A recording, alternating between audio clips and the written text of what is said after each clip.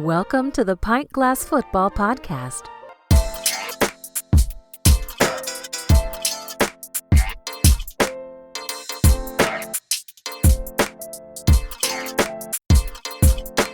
Pint Glass Football. I'm your host, Brad Fowler. What's up, PGF Nation? Kansas City with a statement win. Do the Texas Longhorns have a quarterback controversy? One college football top 10 team I think is a fraud. The most underrated quarterback in the NFL was lights out on Sunday. We've got a lot to talk about, but joining me, of course, my co-host, Alex Higdon. Alex, what is going on? Here we are, Brad, getting into the thick of it. Fantasy people going crazy because of the bye weeks. A lot of injuries, unfortunate injuries, especially from a fantasy standpoint and from an NFL standpoint. But let's get into it. We had some great games on Saturday. We had some great games on Sunday. Man, we've got a lot to get to, so let's get it started, Alex. Kansas City Chiefs, of course, with a big win over the 49ers, the Super Bowl rematch. This was really the big hyped up game this Sunday. And look, Kansas City, and we've talked about this, Alex, this isn't anything new, and I think people are really starting to come around to this. This is a defensive-led team, and this defense is just continues to be absolutely dominant. They haven't allowed more than 2 touchdowns in a game all season. And look, if you just looked at the box scores and the stats, right, which I know is a very simple way to look at things, but Patrick Mahomes, he hasn't been very good this year. He was playing pretty average football last year too. Not great. Not the standard that we've come to expect from this guy. He had a pretty mediocre game in this game as well. Now, he makes plays when it matters. And this team, once again, though, is led by its defense. This isn't the Mahomes that we expected to see. We haven't really seen that guy since really 2022, but they can get away with him playing like this at an average or sometimes even a below average level of play because this defense is absolutely lights out, Alex. I'm so impressed with this team. They really didn't give the 49ers any chance in this game. And like I said, Mahomes made a couple big plays when it mattered. But man, that defense, they've got to be the best unit in the NFL 2 years running now.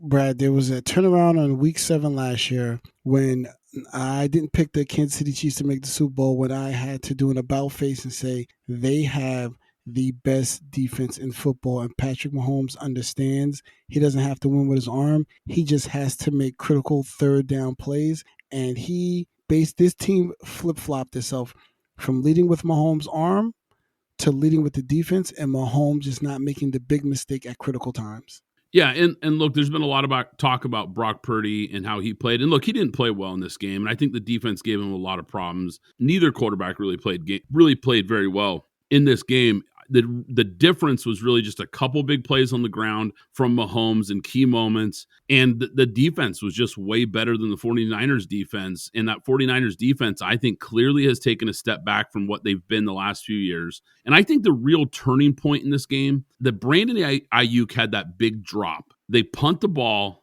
Mecole Hardman gets a big return.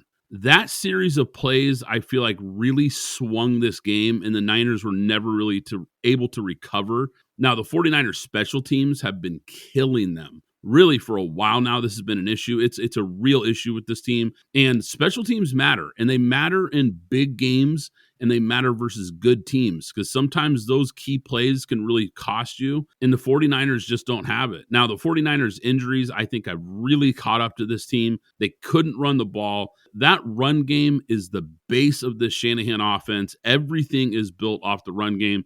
Look, forget about making it back to the Super Bowl.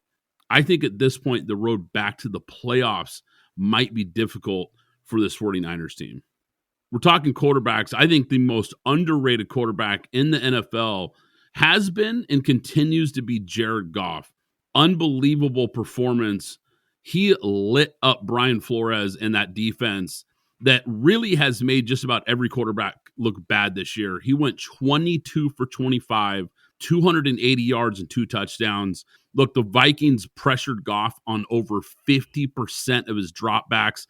They were blitzing like crazy. They were trying to get after him, and it didn't even matter. He went 10 for 11 for 164 yards and those 2 touchdowns under pressure.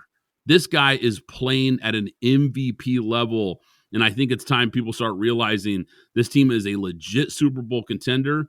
And this guy is a legit MVP candidate. This was a big, big time win over Minnesota, and it pushes Detroit now to the top of that tough NFC North. So real quick, Brad, over the last 4 games, Jared Goff is 9 touchdowns and 1 interception. And over those 4 games, from the most recent to the least, 88%, 72%, 100%, and 78% completion percentage. That's incredible.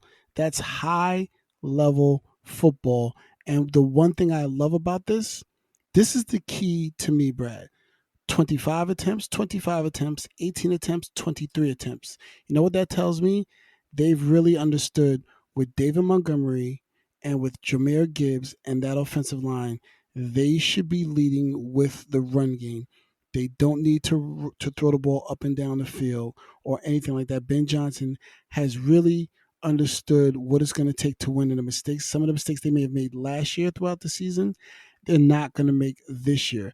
This team is about to get real scary, and they're going to be a real problem as they start to matriculate through the season. The only problem, and it's a selfish one for me, is Jameson Williams is not getting the ball enough to help my fantasy team.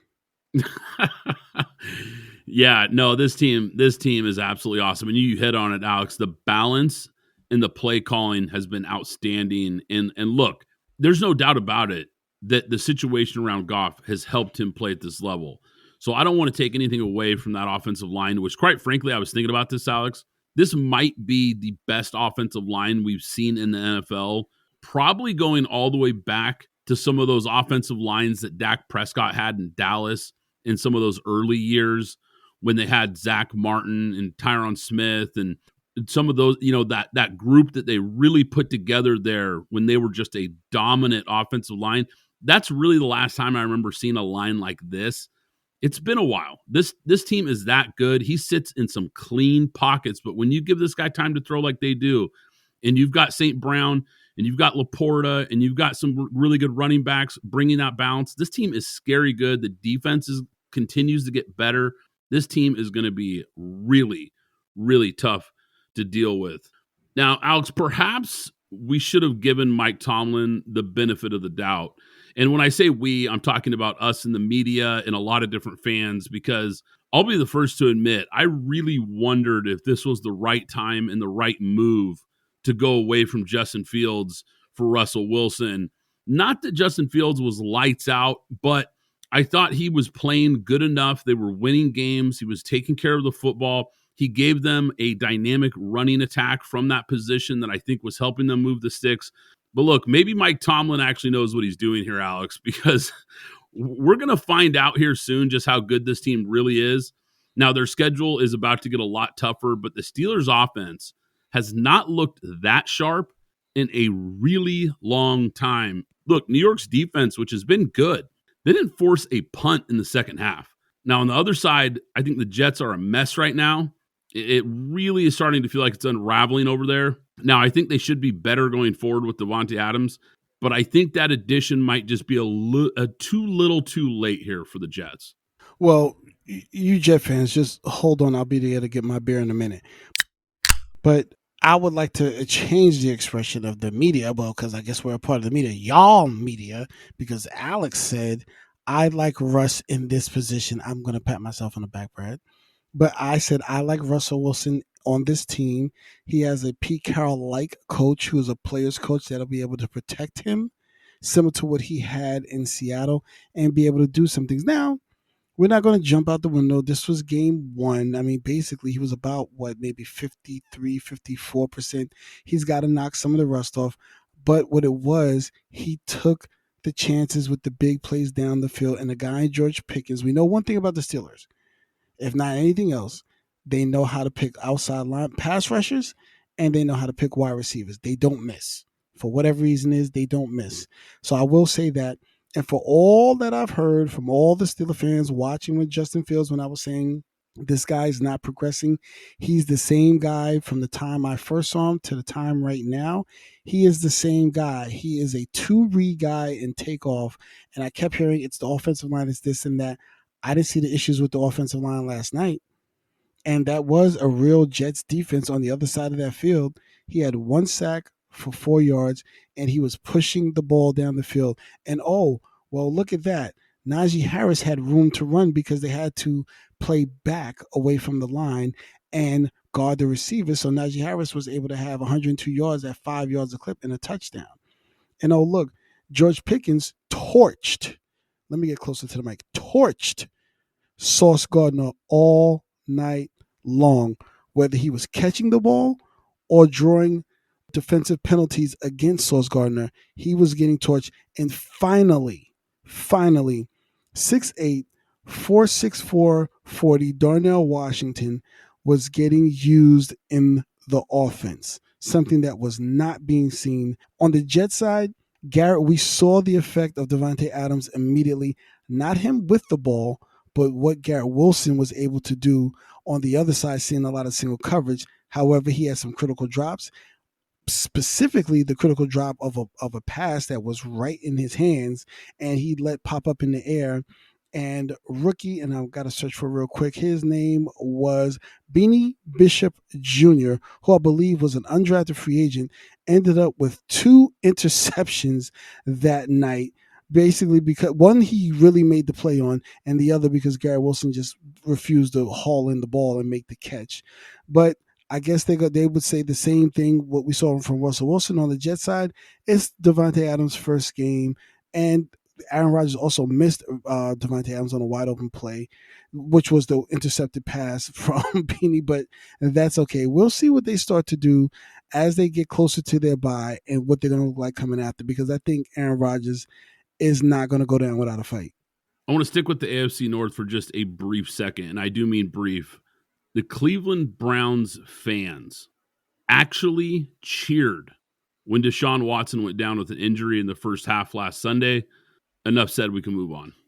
2 big-name wide receivers were traded last week. Now, we talked about Davante Adams briefly, and he was okay. And to your point, he did help open things up for guys like Garrett Wilson. But Amari Cooper really made a big impact for this Bills team. He adds that second-level threat that this offense was missing. And I think right now, and I know this is early here, but right now it looks like a really perfect fit so far. The Bills have turned it around after that pair of losses to the Ravens and the Texans. Now, the Bills weren't perfect Sunday. They trailed in the first half. It looked a little shaky against a bad Titans team, but they rallied to win this game comfortably. Josh Allen was lights out, 323 yards passing. This guy has yet to throw a pick this year. Big time win for them in a team that's starting to move in the right direction. Yeah, one of the touchdown pass to Amari Cooper didn't even know the play. He had to ask Keon Coleman what the play was, in which Keon Coleman had to relate to him literally about 2 seconds before hike was called, which was that quick post route that he got open on, and Josh Allen threw the pass for the touchdown. So, like I said last week, they just made the move for Adams. Actually, I found out that if I didn't say it last week, I'll say it again. They wanted Adams. They just didn't have the money to fit him in under the cap. And boy, would that have been a splash and a shock to the Jets if he had ended up going. But they were able to make the trade for Amari Cooper, who we did see immediate impact from right away. We'll have to wait and see how this helps them, and specifically how this helps Keon Coleman, because once again, Amari Cooper, he was 4 catches for 66 and a touch. However, Keon Coleman was 4 catches for 125. Once again, immediate impact right away when there's another guy on the field. And now the passing game will start to open up. I read a story that about over a year ago, Cliff Kingsbury actually bought himself a one-way ticket to Thailand. And he thought he was done coaching football for good after being fired in Arizona. Now, in this game on Sunday, Jaden Daniels gets hurt early in the game, and Marcus Mariota went 18 for 23 for 205 and a pair of touchdowns. And look, that stat line does not reflect how good Marcus Mariota looked in this game. I mean, he was razor sharp. I know it's one game, and I don't ever want to overreact to one game, but I have to question how much of Jaden Daniels' success has actually been Cliff Kingsbury's offense. Kingsbury had a reputation as a quarterback whisperer, really before things went sideways with the Cardinals. That's how he was being viewed by a lot of people in college football and, of course, the NFL. This was a guy that helped the development of Patrick Mahomes, Baker Mayfield, and Caleb Williams. He is having one hell of a comeback season in Washington right now. Okay, I'm not going to let you let Cliff Kingsbury off the hook. The first thing is he's simply a better offensive coordinator than he is a head coach. He was a guy that was fawning over Kyler Murray since he was in high school, and he refused to use motion in his offense when he was in Arizona. To me, that's a Cliff Kingsbury thing, and that's not excusing Kyler Murray, especially now that I'm really taking an in-depth look at him further. But what I will say is perhaps that one-way trip to Thailand, he was able to get some ayahuasca or whatever it is that Aaron Rodgers does, and maybe perhaps reevaluate and be able to see the game from a large picture. Because remember, initially, he was coming to us, when I say us, the Raiders initially, that was probably because they thought we were going to be able to make a trade to trade up for Jaden Daniels, but then he opted to go to the Washington where Jaden Daniels would be, and you're seeing a different free flow style of offense. Now, what he did with Marcus Mariota is not lost on me, but respectfully, that's more of the ineptitude of the Carolina Panthers than it is the great play calling of Cliff Kingsbury. I will say that. We have to put the 1-6 emphasis on 1-6 Panthers in perspective, that they're just simply not a good football team. They don't have any playmakers on defense. Their best defensive players were either lost in free agency or Derek Brown, per se, lost this season, and J.C. Horn, who I think is a good player, just doesn't care anymore. So I'm not too high on what they did there. That Carolina just sucks. Sorry. And Jane Daniels is looking like a leader in the clubhouse for Rookie of the Year. Caleb Williams, step your game up. But I won't take anything away from it. Looks like Cliff Kingsbury, to your point, has turned it around and looking like a true guru on the offensive side just for the year. We'll wait and see how this continues. Yeah, I'll be the first to admit I was really critical of this guy. I questioned him for a long time, whether it was at Texas Tech or even in the pros. But I know it's the Panthers, and I get that. This is Marcus Mariota. This is a guy who has really been a bust since he got in the league, has bounced around the league. He's a perennial backup year in and year out. But he played an absolutely flawless football game and operated this offense almost, and even if you look at the advanced analytics and the statistics, identical to the way Jaden Daniels has played this in this offense. So I know Jaden Daniels has a higher ceiling, but it really had me questioning just how good is Jaden Daniels, or is this offense just that good? Is he really dialing it up like this? And if Jaden Daniels continues to miss some games and we see this offense not miss a beat, I'm going to have to really question it. Alex, C.J. Stroud played one of his worst games of his career, just 55 net passing yards versus the Packers. We highlighted this game. I talked about how Stroud really hasn't been the same guy on the road as he is at home. And the Texans, on the bright side, they finally get their run game going. Joe Mixon had a huge game, but they really couldn't find any offensive balance. And the Texans offense has really been putting up mediocre numbers all season. And I said it last week, circled this Packers team, Alex, because they're playing some great football on both sides of the ball. Now, despite Jordan Love throwing 2 picks, as good as he is, he can be a little careless with the football sometimes. And they had a special teams turnover as well, but they find a way to win versus a good Texans team. This was a heck of a game, and I think this was a big win. Jordan Love is really this season he looks more like a gunslinger than look like the quarterback that he was last year. But however, the one thing that I love about Jordan Love and this Mike LaFleur a la Kyle Shanahan style offense that they have, he's consistently spreading the ball around. If you're a fantasy person, I talk about fantasy a lot because a lot of us play it. You don't know if it's going to be Christian Watson, Romeo Doubs, or Jaden Reed every single week. You don't know who the person is going to be. This week it happened to be Romeo Doubs' turn. So he's spreading the ball around. There is no number one receiver. And if I'm not mistaken, that was Mike LaFleur that says he hates the term number one receiver, as if you have to go to one guy all the time. And from his offense and what we see on the field, he's absolutely right. It's the quarterback and making the right decisions.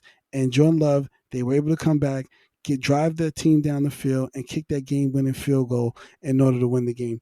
A great game by two young quarterbacks who are going to be leading into the future as this league matriculates.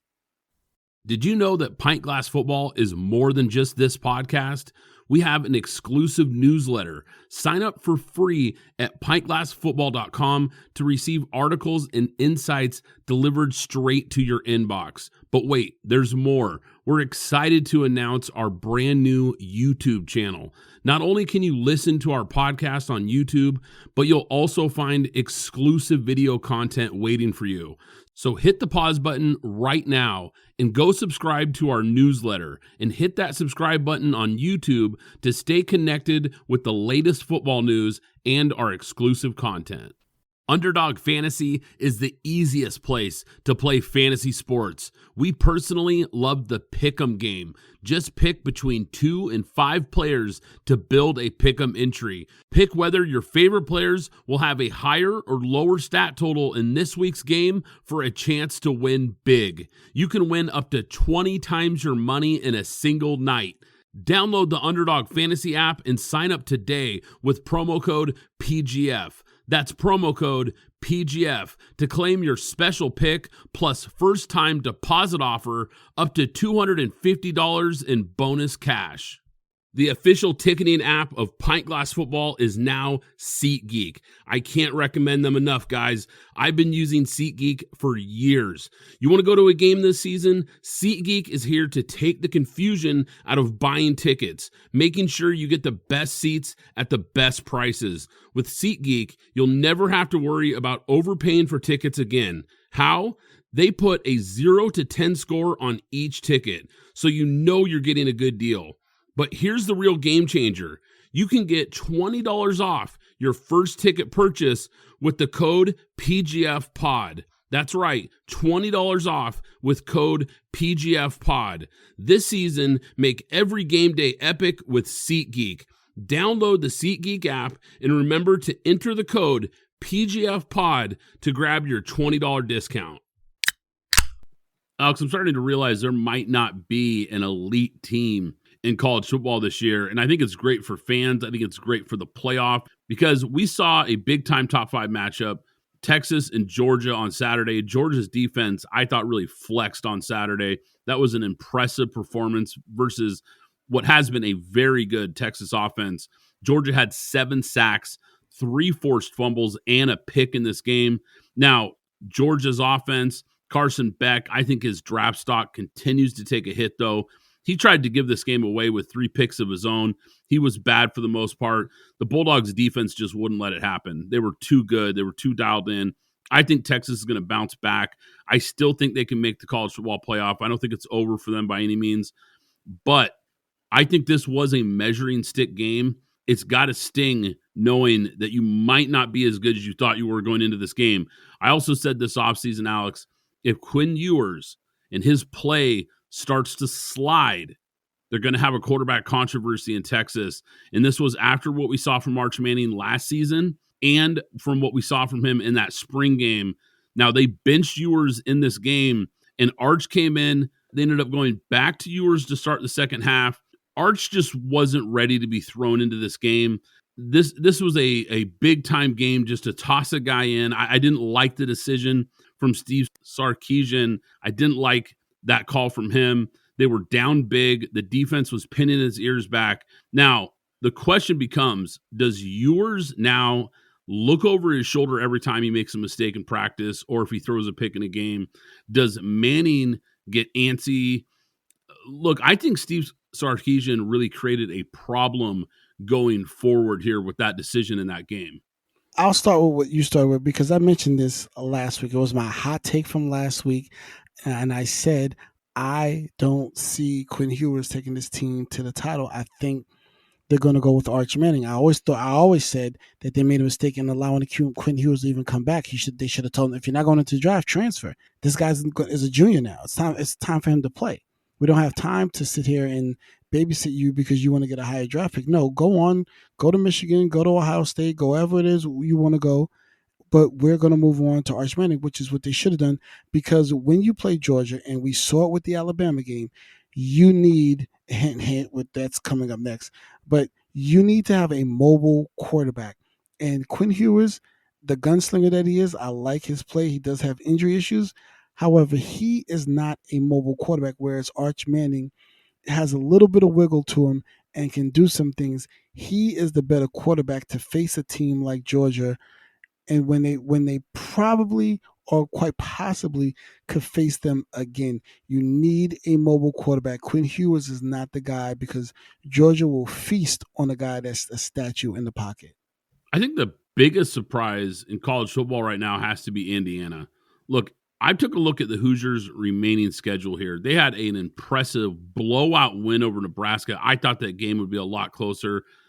This team is starting to really look good, and I don't think anybody saw this coming. There's a very good chance that they're going to be favored in every game except maybe one, and that's going to be versus Ohio State. They have a real shot at playing in the Big Ten championship game and maybe even making the college football playoff. And I think anybody outside of the most diehard Indiana fan never saw this coming. Okay.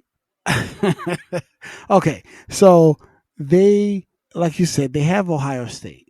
However, I respect that they're beating the people that are in front of them. Perhaps it looks a little bit different. I know Maryland did beat UCLA when they came to the when they came to the Northeast this time. But like you said, they're gonna. You know what? You keep saying Ohio State. I'm gonna take a look at Michigan, because I think they have a misstep when they play Michigan right before they play Ohio State. I think they could lose 2 in a row, back-to-back games.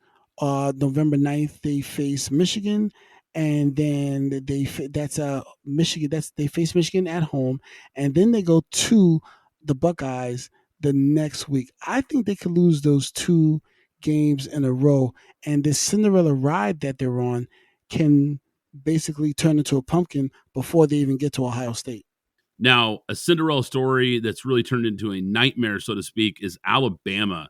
And I think we have to really question at this point, could they actually miss the college football playoff? Because this is not a team that any of us thought that would be the reality for, and it's starting to look like it. Look, I think Kalen DeBoer is a great coach, and I think following a legend like Nick Saban, never easy. This fan base expects nothing but championships. The standard is so high there. I think the pressure has gotten to him and this team. The defense has been giving up big plays. Jalen Milroe is throwing bad picks. They could easily lose to Missouri or LSU.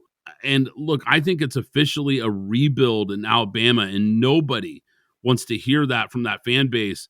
It's hard to believe, but the only SEC teams unbeaten in conference play are LSU and Texas A&M. And LSU's schedule, I mean, somehow they've been able to avoid Georgia, Texas, and Tennessee. So I'm not saying LSU is great by any means, but here they are undefeated. But if you look at Texas A&M, this Aggies team has won 6 in a row. And I got to give a tip of the cap to Mike Elko. He has really turned this program around. They are tough, disciplined, and they run the football. Crazy what we've seen in the SEC this year. When looking at Jalen Milroe, Kellen DeBoer did a great job with Jalen Milroe, to where I think this guy was possibly I would say 5th to 7th round pick. And I know I'm projecting forward, to where he looks like he could possibly be a late 3rd to 5th round pick right now, just simply because of what Kellen DeBoer has been able to do with him. But I think Alabama made a mistake in this game. They just weren't successful running the ball. And I think Jalen Milroe and that team is successful when they're able to run the ball. They ran the ball 34 times for only 75 yards and 1 touchdown. That tells me that Tennessee defense was tightened up and knew what to do. And it's bittersweet for me, because I love Nico. He needs to start being able to use his arm more than his legs, because he's not looking like the guy that I thought he would look. But however, they were able to pull this game out. And because I deemed Nico as a guy, I'm going to stand and pat myself on the back, even though he wasn't great. He was about 50, actually probably under 50% or right at 50% in terms of his statistically. But I'm going to pat myself on the back because Tennessee did win this game. Look, we talked about it recently, but Lincoln Riley at USC, look, he started with an 11-1 record when he got to USC, and he's gone 11-11 since. Now, USC has lost 9 of its last 14 games. His seat is heating up in a hurry, and we've talked about this because they keep blowing leads late in games. Look, this is not what USC thought it was getting when it spent so much money to steal him away from Oklahoma. And I think if he does not turn this thing around in a hurry, he could find himself out of a job at USC. And I don't think anybody saw that coming year one in the Big Ten. Yeah, and that was my mistake earlier. I said UCLA. I meant to say USC came to the Northeast. As we know, this Big Ten, there's going to be a lot of traveling going on. Now, we saw a lot of teams going west. Now we had our big first team come to, well, 2 teams come to the East in UCLA and USC. UCLA ended up pulling out a 3-point win against Rutgers, lowly Rutgers, and USC lost to Maryland, 28-29. This year, absolutely right, this is not a good look for Lincoln Riley. He needs to do some things to turn it around. We talked about it last week. If you want to hear my thoughts on it, you should go take a step back and go check out the YouTube as well as the podcast from the previous week, as I won't get into it today. But from what I said yesterday to where we are now, this is going to start to heat up, Brad. And as I kind of want to take a quick look at the rest of their schedule. So they have Rutgers. They finish out the season with Rutgers, Washington, Nebraska, UCLA, and Notre Dame. I think those are all winnable games, with the exception of Nebraska and Notre Dame. 5-7 maybe for the most part. That's not good for a team, and that's in LA with the amount of talent that comes out of that region. Yeah, and the expectations. I mean, this team thought that Lincoln Riley was the missing piece because, look, even when Clay Helton was there and this team was a disappointment, it still had NFL talent. They've always had NFL talent. They've always been able to recruit. And like to your point, they've always had tons of 4- and 5-star talent in their backyard, not to mention the national brand and that branding power to get kids from all over the country. They've always been able to do that long after the success of Pete Carroll, but they haven't found a way to win consistently. They haven't found the right coach to take them back to that elite status that they've been searching for since Pete Carroll. They thought Lincoln Riley was the just add water fix that they needed. And on paper, it looked like it should be. One of the top 5 coaches in college football, a great offensive mind, and a guy that won a ton of football games before coming to USC, but it is simply not working in LA right now. Look, I still don't trust the Miami Hurricanes, and I'm starting to think that this team is a fraud. I know they're in the top 10. I know everyone's kind of circling them as the team to represent in the ACC. Miami has a big-time offense, and quite frankly, a really shaky defense. Cam Ward has been great, and he's really fun to watch, by the way. But everything this guy does is almost always off script. And he makes a lot of big plays and he makes a lot of wild throws, but I'm not sure how long this team can really rely on him to carry them to wins week in and week out. Miami has given up on average 404 yards and 39 points per game in the ACC. And don't look now, but Clemson has turned it around after getting destroyed by Georgia in week 1. This team has quietly been piecing it back together. They just keep winning games. And quarterback Cade Klubnik, look, I think he's maybe been the most improved player in college football this year. 20 touchdowns, only 3 picks. And they might be the team to actually watch out for in the ACC. Miami started out hot. So the first 4 games for Miami, they gave up 17, 9, 0, and then 15. And then the last 3 games, they've given up 34. That's the Virginia Tech game with the controversial ending. They've given up 38, which was a 1-point game, 39-38. And then they gave up 45 in a game that was 52-45 and basically a shootout. To your point about Cam Ward just basically winning all this on his arms / legs and incredible plays. So I don't know what happened between, I guess what we say, week 0, 1, 2, 3, and 4. Between weeks 4 and 5, I don't know what happened to that defense, because they went from probably only averaging, maybe give it up, maybe 12 points a game to 34, 38, and 45 in the last 3 games. Something happened there. I don't know what it is, but something changed there, because these are not even ranked teams. Virginia Tech, Cal, and Louisville are not ranked teams, and they gave up a crap load of points. They have, for the rest of the season, they have Florida State, Duke, Tech, Wake Forest, all games that I think they'll win. But then they face Syracuse. And Syracuse, I will say, with Kyle McCord, is going to be a very interesting game at the end of their regular season for the Miami Hurricanes, at Syracuse at that.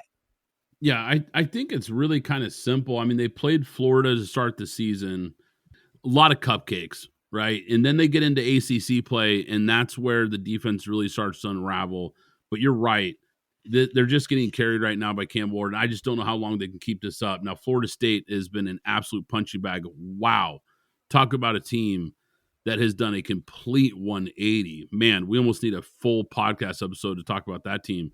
Just how bad they've been from going undefeated last year to the absolute free fall that we've seen from that program.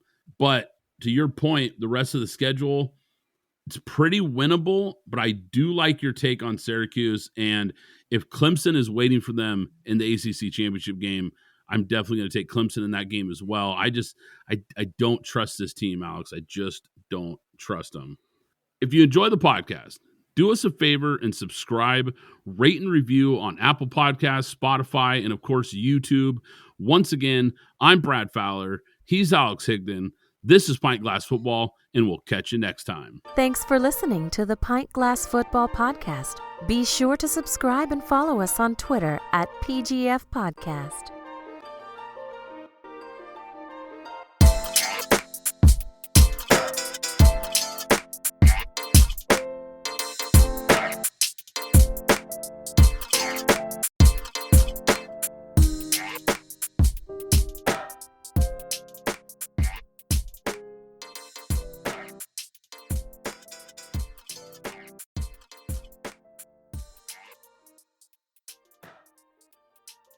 Zencastr is the ultimate web-based podcasting solution. It provides high-quality audio and video podcast production and hosting.